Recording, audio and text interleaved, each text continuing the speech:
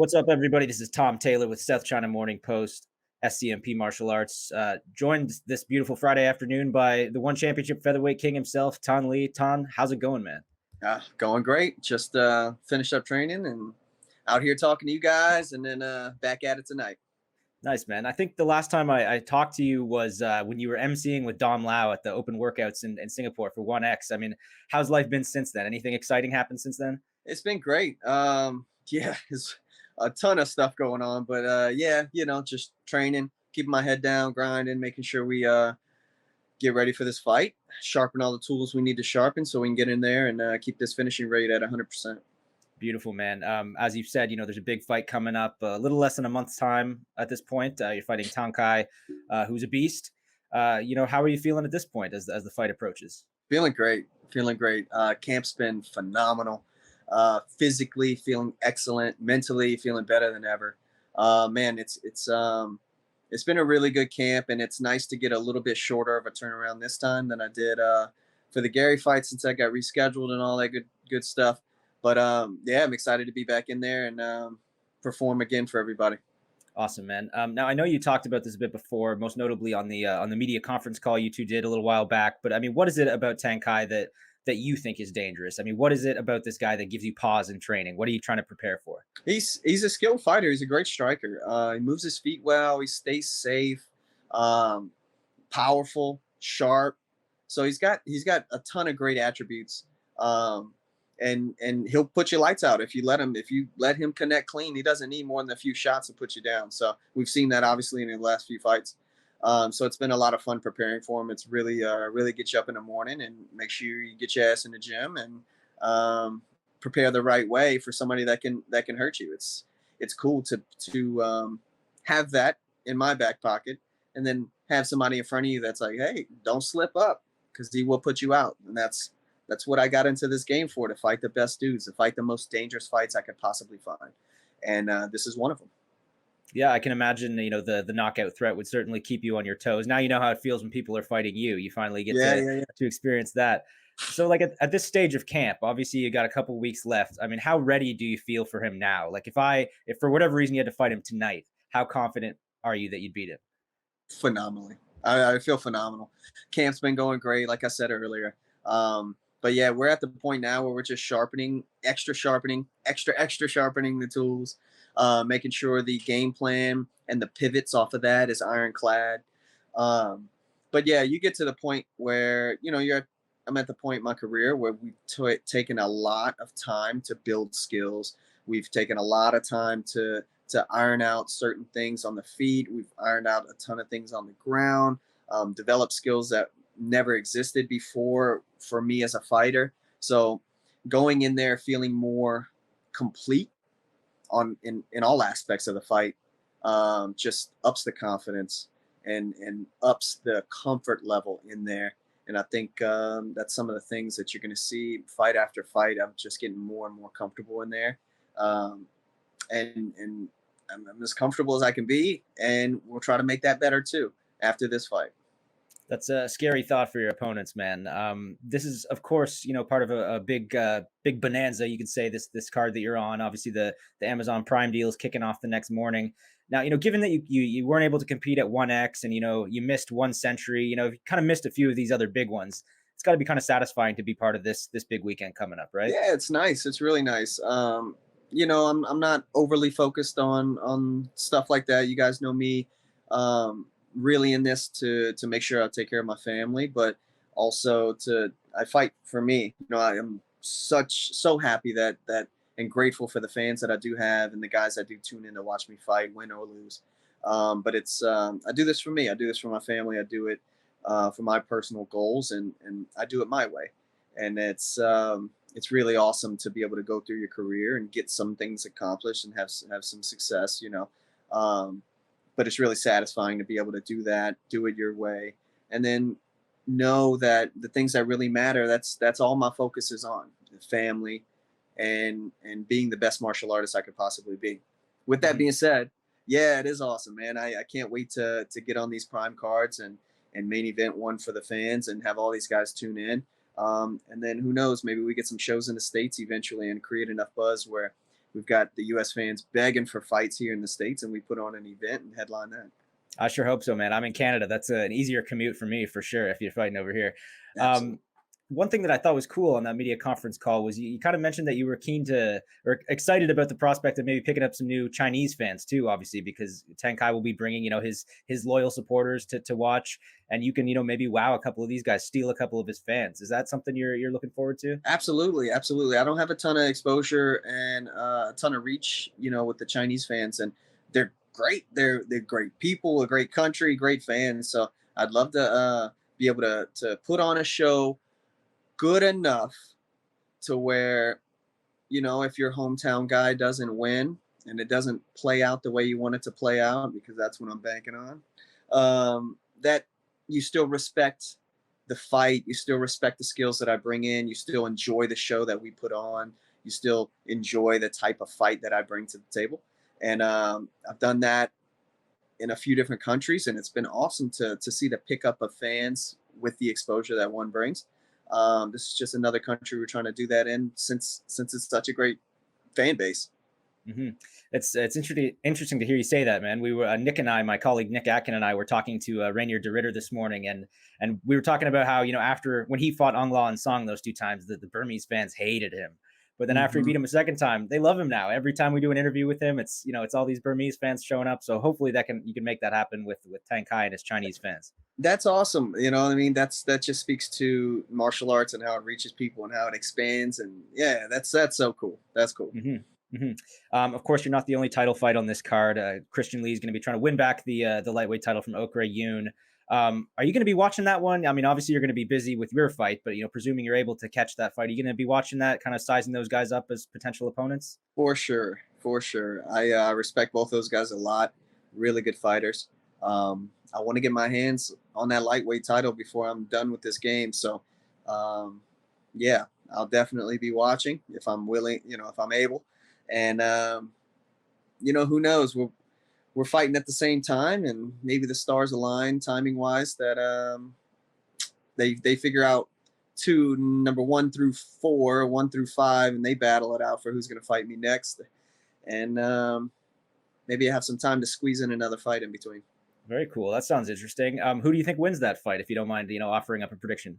Man, I don't know. I haven't gotten a chance to go and watch the first one again. My hmm initial feeling and response was that I thought Christian pulled it out. Obviously, he didn't. The judges, you know, put it the other way. But his sister made some really good points as far as scoring and the way he controlled some of the rounds. But I think they gave him some tally marks for damage and the way I think he dropped Christian, even though he shot in right after, he ended up dropping him. So um, I don't know. I think based on I have more knowledge and more experience watching Christian. If I had to put money on somebody, it could go either way because both of those guys are really good. If I had to pick one, I'd say Christian. Fair enough, man. That's a great assessment. I think that's the way I'm leaning too.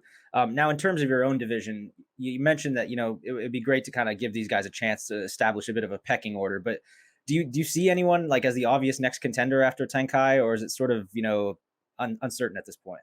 It's a little uncertain. I know we've got a new number 5, but 2 through 4 have been in title contention and losing, kind of roundabout. So it's going to be interesting to see that play out. And I'm not in any rush to defend this title if they've got to organize that 2 through 5 situation, because we've got options. So if we want to move up to lightweight, if we need to do a mixed rule super fight, maybe we squeeze in something like that. Very cool, man. Very cool. While we're talking about featherweights, though, I wanted to ask you about Alexander Volkanovski and Max Holloway, who, of course, had a fight earlier this month that a lot of people were talking about. What were your thoughts on that one? I assume you tuned in for that one. Yeah, great fight. I mean, I'm always watching those guys. They're very, very good, skilled fighters. Got a ton of heart. It was interesting to see this one be a little more one-sided. I honestly didn't think Volk won the second one, and then watching him go and perform like this was impressive. It was very, very nice. It would eventually, I want to be able to step into the cage and fight that man. Not as in like, hey, I don't like you, I want to fight you. It's, man, you're doing great things. You're one of the best fighters on the planet. I would love to step in there and test myself against you because I think I'm up there too. Um, I don't think he matches up super well against me, so it would be awesome to eventually make some of these cross promotion fights happen. We're moving to the States. As far as marketing goes, we've got this Prime Video deal. Like, we are getting, one is finally getting this buzz from the U.S. media outlets and prime time airtime. So it's really interesting to see how this is going to play out. We're going to get all this buzz. We're going to be in talks with the Bellators, PFLs, UFCs from the same guys on the same shows. And honestly, I've seen a lot less experienced and skilled of a fighter get a ton of hype around them just by the US exposure. And it's not quote unquote fair because of the skill level that we have over here at One. So it's awesome to be able to bring that to light and show it to the US fans, because they're going to want to see these fights. They're going to want to see these cross promotion fights once they see what One is bringing to the table. Fans love to talk about these cross promotion fights. I mean, it's every fan's dream to see these fights happen, right? But of course, they're complicated to make happen because there's contracts involved and all this, red tape. But presuming that One kind of gave you the green light and said, we're interested in trying to make this happen with Volkanovski or Pitbull or somebody, another champion from another organization, you'd be willing to like buckle down and work with them and hack through all that red tape to make it happen? 100%. Absolutely. Red tape doesn't matter when the fans are going to tune in and watch this super event of MMA. It does not matter. When we know, to me, I would do it no matter what, whether I'm getting paid a millions more or a few bucks more. I want to do this. I would go to his gym and fight him, not because I don't like him, but because I want to test myself against the best in the world. But when you've got fans that are going to tune in because this is the first time this is ever happening, when you trailblaze something like that, it is going to be the most watched thing on the planet, man. We're going to get so many eyes. There's going to be so much money involved that the promoters aren't going to be able to deny this. And we need to make that happen. So fans, speak up. Yeah, make some noise. We know that you watched Volk's last fight. He kind of reminds me a bit of you, actually. He's a student of the game too, just very technical, a real martial artist. And also happens to be a featherweight champion who's kind of talking about moving up to lightweight. There's some parallels here. Do you feel like you kind of have some things in common with him? Yeah, I would. I mean, you look at, I don't know, Kobe, and I'm like, man, he's a world champion. His thing, I hope I have a couple of traits that mirror some of the things that he does. You look at Jordan, whatever sport you're looking at, he's like, oh, this man's a UFC champion. He's beaten a rack of legends in the sport. I'm like, that's cool. I would love to. Oh, he does this thing. I do that. He does this thing, I do that. He talks about his mental game here. I'm like, oh yeah, that's definitely something I do. You see those traits carry over, and those like common core, personalities or personality traits, whatever you want to call them, carry over from thing to thing. I think some of our, depending on how far you zoom out, some of the skills are similar. I just think, I think I'm a little more well versed in the long game, the kicking game, the footwork, the grappling. So I like the way we match things up, and I'd love to see, who knows? Because there's going to be millions and millions of people that think I'm crazy for thinking that. And there's going to be a ton of people who know me and understand why I'm saying the things that I'm saying. So it's, that's why we fight, to kind of see what happens. Right. Well, I mean, it goes without saying, I would love to see that one. It would just be incredible to see that fight happen. While we're on this, the topic of super fights, though, I'd be remiss if I didn't ask you about potentially fighting Superbon and some kind of, special rules attraction. As I said, my colleague Nick Atkin, I think he sort of takes credit with speaking this idea into existence. I think he was the first one to ask you two about it, and you seemed interested before. Still interested if an offer like that came through? Absolutely, send it over. Let me finish this fight, and y'all send over one of these unusual contracts, super fights, mixed rules, cross promotion. You send it over, and man, it's going to happen. We're gonna make this happen. Amazing, man. Every fighter I talk to about these special rules fights loves the idea of doing them, but we see so few of them happen. You know, the Rod Tang and DJ one was really the first one in a million years. Do you feel like we need a few more of these things happening in this sport? For sure. And I think we did the hard part. I mean, this is the first one in recent times that we've seen, right? So, and with somebody like Rod Tang, top of the Muay Thai game, and Mighty Mouse, top of the MMA game. So, that was a great number one to start with, and it turned out phenomenally. It was such an exciting fight. Went to the second round. Great. Do it again and again Mhm. and again. Let's make this a thing. It brings eyes. It brings money. That's not why I do it, but that's what's going to bring it to fruition. That's what's going to make it happen is the money and the eyes. So, yeah, it's going to happen. We just gotta buckle in and figure out a way to hash this out. Cool, man. Well, a lot of options on the table. Just a couple more questions for you before I let you go. As I said, Nick and I this morning we're talking to RDR, and one of the topics that came up was just where he kind of sits on the one championship pound for pound rankings. Of course, there's no official list, but I think most people at this point would agree he's near the top, and also that you are. Is that something you think about? Like, where do you think you rank among the best fighters in one right now? No idea.